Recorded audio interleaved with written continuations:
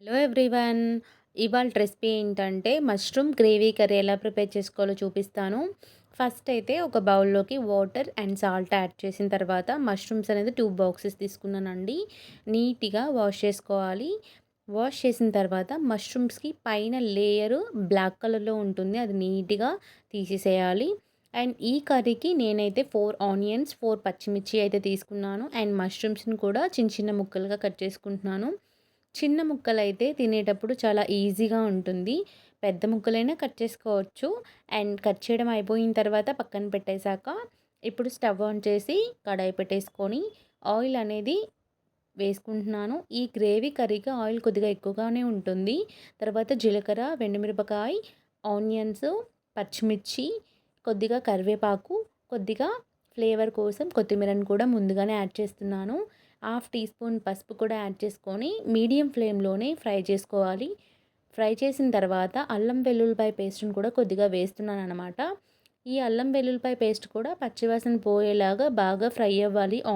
ఆనియన్స్తో పాటుగా కట్ చేసుకొని పెట్టుకున్న మష్రూమ్స్ని కూడా యాడ్ చేసేసుకుంటున్నానండి. మష్రూమ్స్ అనేది యాడ్ చేసిన తర్వాత మరొకసారి మిక్స్ చేసుకోవాలి.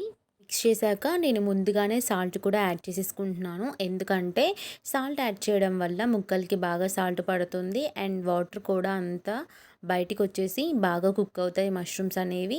అండ్ ఇందులో మెయిన్ ఇంగ్రీడియంట్ ఏంటంటే జీడిపప్పు పేస్ట్ అండి. కొద్దిగా జీడిపప్పు పలుకులు తీసుకొని వాటర్ అనేది యాడ్ చేసి పేస్ట్ లాగా చేసి వేసేస్తే గ్రేవీ అనేది చాలా థిక్గా వస్తుంది, చాలా టేస్టీగా కూడా ఉంటుంది. గ్రేవీ అనేది యాడ్ చేసిన తర్వాత మరొకసారి మిక్స్ చేయాలి కర్రీ అనేది. నేను కొద్దిగా కారం అనేది యాడ్ చేస్తున్నానండి. ఆల్రెడీ పచ్చిమిర్చి వేసాం కాబట్టి మరింత కారం అయితే పట్టదు.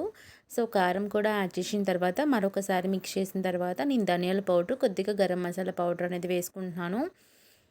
మరొకసారి మిక్స్ చేసుకోవాలి. గరం మసాలా, ధనియాల పౌడర్ వేసుకున్నాక కస్తూరి మేథి అనేది వేస్తున్నాను అనమాట. ఫ్లేవర్ నచ్చితే వేయండి, బట్ తినకపోతే మీరు ఇగ్నోర్ చేసినా పర్లేదు. ఫైనల్గా నూనె అనేది వదిలేసిన తర్వాత కొత్తిమీరతోటైతే గార్నిష్ చేసుకొని సర్వ్ చేసుకుంటే టేస్ట్ అయితే చాలా బాగుందండి.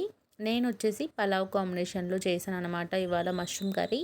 మీరు కూడా తప్పకుండా ట్రై చేయండి. టేస్ట్ అయితే చాలా బాగుంది. అంటే మనం హోటల్స్లో, రెస్టారెంట్స్లో తింటాం కదా, అలానే ఉందన్నమాట. నచ్చితే లైక్ చేయండి, షేర్ చేయండి, సబ్స్క్రైబ్ చేయండి.